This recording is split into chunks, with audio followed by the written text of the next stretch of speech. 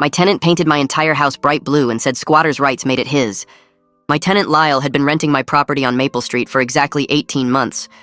Ever since he'd read some article online about adverse possession, he'd been acting like he owned the place.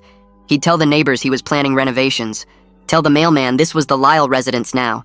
Even had business cards printed with my property address listed as Lyle's estate. His buddy Frank from the bar encouraged him. Possession is 9/10 of the law, brother. You've been there almost 2 years. That house is basically yours. Lyle had done the math. In our state, adverse possession kicked in at 24 months of continuous occupation if the owner didn't properly maintain oversight. He figured I lived 3 states away, only visited once a year. Perfect situation for a taking. What Lyle didn't know was that I visited every 6 weeks. I just came at night to check the exterior and review my property manager's reports. Last Tuesday, I got a call from my property manager, Janet. You need to see your house. Today. I drove 4 hours thinking maybe there was storm damage or a break-in. What I found was my beautiful Victorian home, the one my grandmother left me, painted electric blue. Not navy, not sky blue. Electric neon, assault your eyeballs blue. Every inch of siding, trim, even the front door. Lyle was on the porch with a beer, admiring his work. He saw me pull up and grinned. Hey, landlord. Or should I say former landlord. Love what I've done with my place? I stood there staring at my destroyed property. Your place? What are you talking about, Lyle? He pulled out a folder of printed internet articles. Adverse possession. I've been here 18 months making improvements, maintaining the property. You barely show your face. Another 6 months and this place is legally mine. Painting it is just establishing my claim, making it clear to everyone that Lyle Wooten lives here now. I looked at the paint job closer. It was even worse than I thought. He'd painted over the vintage brass fixtures, the stained glass window details, everything. This paint job must have cost thousands, I said. Lyle laughed. $8,000 actually. Premium weatherproof paint, 5 coats. Had a whole crew here last weekend while you were sitting in your apartment 3 states away. This is an investment in my future property. Janet was taking photos of everything. She whispered to me, he paid cash. Bragged to the whole paint crew about how smart he was. The neighbors had come out to watch. Mrs. Hendricks from next door shook her head. He had 10 guys here with sprayers. Said you gave him permission to express himself. We knew something was wrong, but he showed us those articles about squatters' rights. My phone rang. It was Tom from the paint store. Hey, I heard about what happened to your grandmother's house. Just wanted you to know something interesting. What's that, Tom? Well, Lyle came in last week, bought $8,000 worth of our premium series paint. Paid cash. But here's the thing. He specifically asked for the stuff that bonds permanently. Said he wanted it to be impossible to remove. Tom paused. That paint he used? It's got lead-based primer underneath. We haven't sold that in 15 years. He must have gotten it from some shady supplier to save money, then covered it with our good stuff on top. I asked Tom why that mattered. Lead paint violations are federal crimes, he explained. EPA fines start at $37,000 per day. And if he disturbed existing lead paint without proper remediation, that's criminal charges. Plus, anyone who knowingly applies lead paint to a rental property they don't own, that's considered environmental terrorism. I thanked Tom and turned to Lyle, who was still grinning like he'd won the lottery. Lyle, did you check what kind of primer you used? He waved me off. Who cares about primer? The important thing is this house is mine now, or will be in 6 months. Janet pulled out her tablet. Actually, Mr. Wooten, adverse possession in this state requires 24 months of hostile possession. You've been here 18. But more importantly, you've been paying rent every month. She showed him his payment history. Adverse possession requires occupation without permission. Every rent payment you made is legal acknowledgement that you're a tenant, not an owner. You can't claim squatters' rights while simultaneously paying rent. Lyle's face went red. Then I'll stop paying rent. Janet smiled. Then you'll be evicted in 30 days for non-payment. An eviction resets any adverse possession claim to 0. But here's the real problem, Mr. Wooten. She pulled up environmental regulations on her tablet. The screen glowed with official government seals and dense legal text. Janet scrolled through section after section, her finger tapping each violation as she read them aloud. Federal law prohibits the application of lead-based paint on any residential property constructed after 1978, and it absolutely prohibits applying it to rental properties, regardless of construction date. She turned the tablet so Lyle could see the numbers. Violations start at $37,000 per day. That's not a typo. Per day. Not a one-time fine. Lyle's grin cracked at the edges. His beer can paused halfway to his mouth. Mrs. Hendricks leaned over her fence to hear better, and I noticed 3 other neighbors had wandered closer to their property lines. This was better entertainment than anything on cable. Janet kept reading. Environmental contamination of a rental property occupied by tenants carries additional penalties under the Clean Air Act and requires immediate EPA notification. She looked up at Lyle. The moment Tom called your landlord, he was legally required to report this. The EPA already knows. Lyle set his beer down on the porch railing. His folder of internet articles suddenly looked very thin compared to Janet's tablet full of actual federal regulations. I pulled out my phone and called Tom back. Can you email me everything you have on Lyle's purchase? Every receipt, every question he asked, everything. Tom's voice came through clearly on speaker. Already compiling it. Give me 5 minutes. Lyle's face had gone from confident red to nervous pale. He tried to recover. You're blowing this out of proportion. I was just making improvements. Tom's email arrived 4 minutes later. I opened it right there on the lawn while everyone watched. The receipts showed $8,000 in premium exterior paint, all paid in cash. But the notes Tom had added were even better. Customer asked specifically about permanent bonding properties. Customer inquired whether paint would be difficult to remove once applied. Customer asked about primer compatibility with, quote, old stock, unquote, products. Janet photographed the email on my phone screen, then started walking around the house with her tablet camera. She documented every blue inch, the vintage brass mailbox now electric blue, the stained glass window surrounds painted over, the decorative trim work my grandmother had maintained for 40 years, obliterated. Lyle followed her around the porch. What are you doing? Making a record of all unauthorized modifications to my client's property. She didn't look up from her camera. Every violation, every damaged historical feature, every square foot of contaminated surface. I called the city code enforcement office next. My tenant painted my rental property without permission and used hazardous materials. The woman on the phone asked for the address. When I gave it, she made a small noise of recognition. The Blue Victorian on Maple? We've had 3 neighbor complaints already. Someone will be there within 2 hours. Lyle tried to go inside, but I blocked the porch steps. You need to stay out here and talk to code enforcement when they arrive. He pulled out his phone and called someone. Frank, it's getting complicated. You need to come over. I could hear Frank's voice through the speaker telling Lyle to stay calm, that he had rights, that possession was still 9/10 of the law. Mrs. Hendricks shook her head and went back to her garden, but she kept glancing over with obvious interest. Hugo Masterson arrived 90 minutes later in a city vehicle with official logos on the doors. He wore a polo shirt with a code enforcement badge and carried a clipboard thick with forms. He walked the property perimeter first, taking photos from every angle. Then he approached Lyle, who was still on the porch looking increasingly uncomfortable. You're the tenant? Lyle nodded. Hugo made notes.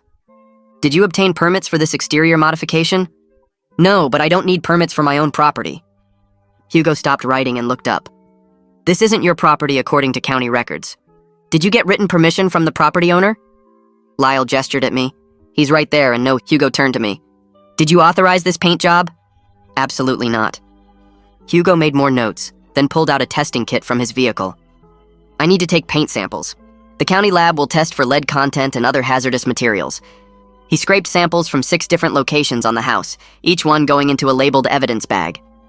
Lyle watched the process with growing dread. The confident grin was completely gone now. Hugo finished his sampling and handed Lyle a violation notice. Unauthorized exterior modifications to a rental property. Failure to obtain required permits. Potential environmental contamination. He handed me a copy too. You'll receive the lab results within 24 to 48 hours. If lead is confirmed, EPA will be notified automatically. After Hugo left, Lyle finally dropped the act. He sat down on the porch steps with his head in his hands. Look, maybe I got some bad advice. Maybe we can work something out. I can repaint it, whatever color you want. Janet stood over him with her tablet. Mr. Wooten, that paint is bonded permanently. Remember? You specifically asked for paint that would be impossible to remove. Tom's notes document that. You can't just repaint over lead-contaminated surfaces. That requires professional hazmat remediation. She pulled up more regulations. And you can't do any remediation work yourself. Federal law requires licensed contractors with EPA certification. Lyle's phone rang. He looked at the screen and didn't answer. It rang again. Finally, he picked up. What? His face changed as he listened. Yeah, I'm still at the house. Why? He stood up fast. The EPA is coming? When? He looked at his phone.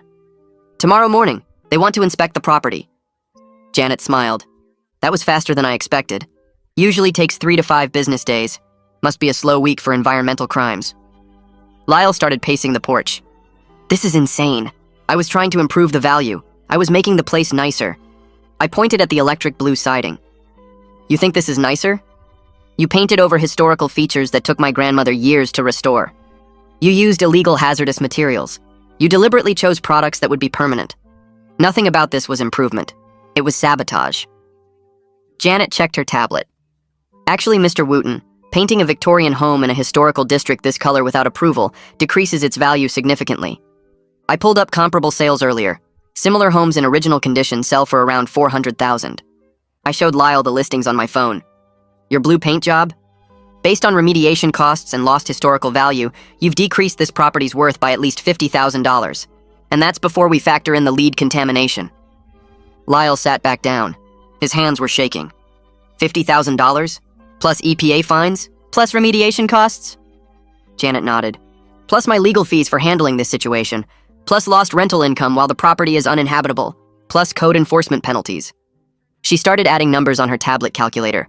You're looking at well over $200,000 in damages, Mr. Wooten. Possibly much more depending on how long the EPA fines accumulate. Lyle put his head in his hands again. Frank told me this would work. Frank said squatters' rights were real. Frank said I could claim the house. I sat down on the porch railing. Frank doesn't have a law degree, does he? Lyle shook his head. Frank works at the tire shop, but he reads a lot online. He knows stuff. Janet closed her tablet. Mr. Wooten, reading articles online doesn't make someone a legal expert. Adverse possession is real, but it has very specific requirements that you never came close to meeting. You paid rent every single month. You had a signed lease. You were never in hostile possession. You were just a tenant with delusions. The neighbors were still watching from their yards. I looked at Lyle sitting on the porch steps with his head in his hands. Mrs. Hendricks walked over to her property line and called out to me. I've got something you need to see. She went inside and came back with a folder. These are copies of statements I made for code enforcement. She handed me the papers. I watched Lyle tell that entire paint crew he was claiming this house through squatters' rights. He was so proud of himself. 3 of the crew members gave me their phone numbers because they felt bad about what he was doing. I thanked her and added the statements to my growing file of evidence. Janet was already on her phone. I'm calling remediation companies right now. She spoke with someone for several minutes, asked about lead paint protocols, and wrote down numbers. The first estimate she got was $95,000 for complete hazmat removal and disposal. She showed me the quote on her phone. Lyle looked up when he heard the number. $95,000? For paint removal? Janet nodded. Lead paint requires specialized contractors with EPA certification. Full hazmat suits, special disposal procedures, air quality monitoring. This isn't something you can just paint over or sand off yourself. She pulled up more regulations. If you try to remove it without proper certification, that's additional federal violations. Lyle stood up and started pacing again. I don't have $95,000. I barely had the $8,000 for the paint job. I looked at him directly. You should have thought about that before you deliberately used lead-based primer to save money. Tom's documentation shows you specifically asked for permanent bonding paint. You wanted this to be impossible to remove. Now you're paying for professional removal. Janet added the remediation costs to her tablet. With EPA fines, code violations, and now remediation, you're over $200,000 in damages. And that's before we calculate lost rental income while the property is uninhabitable. Lyle pulled out his phone and started texting someone. Probably Frank. Janet noticed. Calling your bar buddy won't help. The evidence is documented. The violations are federal. The fines accumulate daily. She looked at her watch. You've been in violation for 3 days now. That's $111,000 in EPA fines alone. The next morning, Lyle stopped by the property manager's office. Janet called me immediately. He just tried to stop paying rent. Said he's not paying another cent until this gets resolved. I asked what she told him. That I'm filing eviction paperwork for non-payment right now. The hearing is in 2 weeks. She paused. He actually thinks not paying rent will somehow help his adverse possession claim. The man learned nothing from our conversation yesterday. Over the next week, code enforcement collected more statements. Mrs. Hendricks provided detailed written testimony about what Lyle told the paint crew. She documented dates, times, and specific quotes. 3 crew members also gave statements. They all said the same thing. Lyle specifically instructed them to make the paint job permanent. He told them he wanted it impossible to remove because he was claiming ownership through squatters' rights. One crew member even kept text messages where Lyle asked about the most permanent paint application methods. Hugo from code enforcement showed up at my hotel with a thick folder. I've issued formal violations. He spread papers across the table.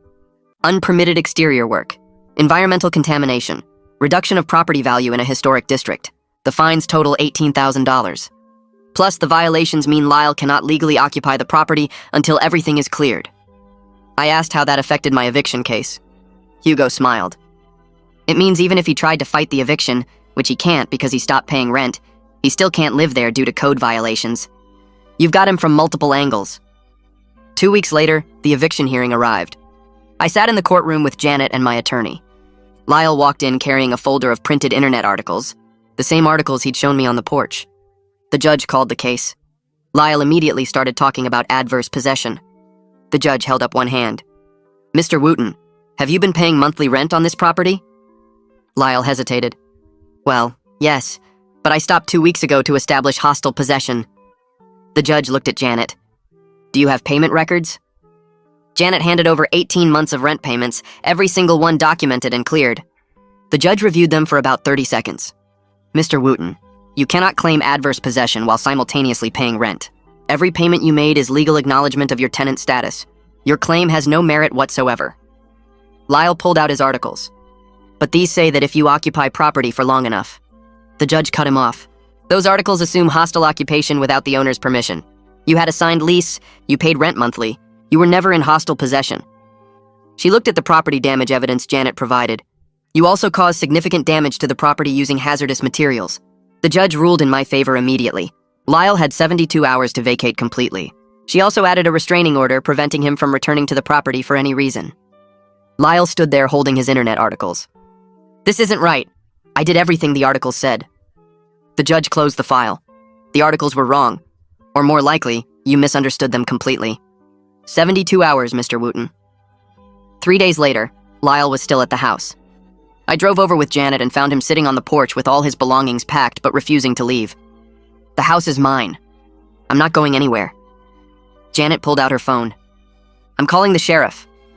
Within an hour, 2 deputies arrived. They reviewed the eviction order and the restraining order. One deputy walked up to the porch. Mr. Wooten, you need to leave now. Lyle didn't move.